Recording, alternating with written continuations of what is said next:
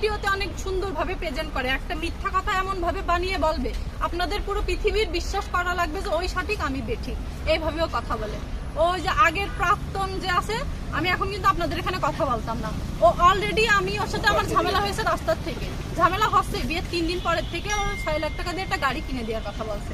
তাই আমি বলছি বিয়ে হয়েছে আমাদের 1 মাসও হয়নি, আমি তোমার এখন গাড়ি কিনে দেবো কেন, আমি টাকা পাবো কে, আমি গরিব মানুষের মেয়ে, এখন দেবো না, আর একটা বাচ্চা কাচ্চা হোক তখন আমার মা বাপ দেবে।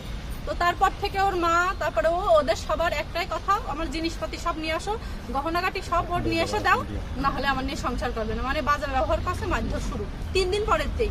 কিন্তু যে ওই সাংবাদিক প্রেস মিটিং টিটিং আসে তখন ওর মনে হয়ে যায় যে আমার বউ ভালো ফেরেশতা, এমনি আমি সংসার করবো, মানে সিম্প্রতি আদায় করার জন্য, পুরো পৃথিবীর কাছে ভালো সাজার জন্য বলে যে অন্য আমি ভালো আছি, ওর সাথে আমি সংসার করছি, কিন্তু আমি কিন্তু ভালো নেই। এই দেখেন আমার গলায় দাগ দেখা যাচ্ছে, দেখা যায় গলায় দাগ, কক্সবাজারে নিয়ে যে আমার মেরেছে, কিন্তু বলছে আমি ওর মারিছি। এই যে হাতে দাগ দেখা যাচ্ছে, দেখেন আরো অনেক দাগই আছে, আসলে এগুলো আমি দেখাতে পারবো না, এগুলো আমি মানে আপনারা পুরুষ আর পুরো বাংলাদেশে যেহেতু এই ভিডিও দেখবো, আমি এগুলো দেখাতে পারবো না। তো ও মনে করেন যে প্রথম থেকে শুধু ওই গাড়ি আর ওই টাকা পয়সার জন্য আমার বিয়ে করছিল, এটা তো আমি আর জানি না। আমার বিয়ের আগে আমার অনেকেই বলেছে যে তুমি ওর বিয়ে করো না, ও কিন্তু লোভী, তুমি ওকে বিয়ে করো না। তো আমি বলছি যে না, ব্যবহার আসার তো ভালো, মানে ভিডিওতে দেখছি অনেক ভালো, তো আসলে যে দেখি বিয়ের আগে তো আমার সাথে ভালো ব্যবহারই করেছে, মার্কেটে নিয়ে গেছে, সবকিছুই ঠিকঠাক। বিয়ের পরে পিশাব করতে গেলেও ভাই ভিডিও করে, পিশাব করতে গেলেও ভিডিও করে। আর সবচেয়ে মানে প্রথম আর শেষ কথা আমাদের ঝামেলাই হলো যে গাড়ি কিনে দাও আর টাকা নিয়ে আসো, তোমার বাড়ি যে গহনাগাটি আছে তোমার ভাই তোমার মারা সব খেয়ে নেবে, তুমি ওইগুলো নিয়ে আসো। বিয়ের পরে মেয়ের বাড়ি হলো তার স্বামীর বাড়ি, ওইগুলো নিয়ে আসো। আমি বলছি না, আমার 15-20 দিন বিয়ে হতে পারিনি, আমি এখনই কেন নিয়ে আসবো? বলছে তুমি আমার দিলে আমি একটা ব্যবসা বাণিজ্য করতে পারবো, এগুলো বলে।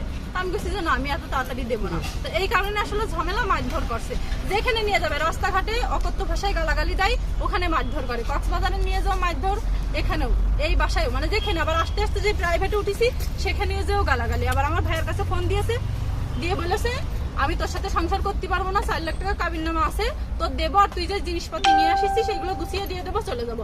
ও আসলে সংসার করার জন্য বিয়ে করে না, ওর আসলে মেন টার্গেট ছিল আমার, যেহেতু আমি ঢাকা শহরে থাকি তো আমার তো 5 পেজেন্ট থাকবেই, তো এই কারণে আমার বিয়ের পরে ওইগুলো অনেক কন্ট্রোভার্সি হবে, আরো ভাইরাল হবে। ও চাই যে মানুষ ওর খারাপ কোক আর ভালো কোক, কিন্তু মানুষ ঘুমের থেকে আগে ওর নামটা নিক, মানুষ মানে ও এটাই চাই যে ঘুমের থেকে আগে ওর নাম নিক। ওর মানে মাথায় সমস্যা হচ্ছে, একটু সাইকো, বুঝেছেন? কিছুতে হলেই চেঁচামেচি শুরু করে দেয়, মারধর শুরু। ওর মার পর্যন্ত মানে অকথ্য ভাষায় গালাগালি দেয়, যেগুলো আপনারা হয়তো বলেন না, আমিও বলি না। ওর মার গালাগালি দেয়। আর ও আমাকে বিয়ের 3 দিন পরে বলে তুই হলো ওর যে ভাই আছে, ওর যে আপন ভাই মানে লিটন, ও মেবি ব্লগার, ওকে বলে তুই যেন ওর সামনে যাবি না। ওর বাসায় আরেকটা ছেলে আছে, ওদের বাসায় কাজ করে, শাওন, বলে ওর সামনে যাবি না। ও এতটাই সন্দেহভাজন একজন লোক, কারোর সামনে, আমার সবার সামনে যাওয়া নিষেধ, শুধু ওর বাপ বাদে। কোনো পুরুষের কাছে সামনে আমি যেতে পারবো না, আমি যাইও নি। ওর ভাই তাও ওদের সামনে আমি যাইনি, রুমের ভিতরে থাকি।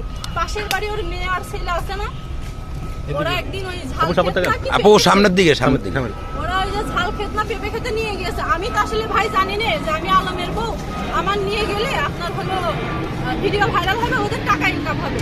ওর মা মাথায় হাত দিয়েছে, দিয়ে গেছে আরে আল্লাহ রে, আমার বিটার বোধ দিয়ে ভিডিও করে ওরা তো 2-3 লাখ টাকা ইনকাম করে নিয়েছে, 1 মিলিয়ন ভিউ হয়েছে একটা ভিডিওতে। তাই আমার বলেছে ওই বাড়ি আর যাবি না, আমার মানে গালাগালি অনেক, মানে খারাপ ভাষায়, আমি আসলে এগুলো বলতে চাচ্ছি না। আমি জানি যে এই ভিডিওর ফিডব্যাকে ও আমার বিভিন্ন একটু এইদিকে তাকান, মাঝখানে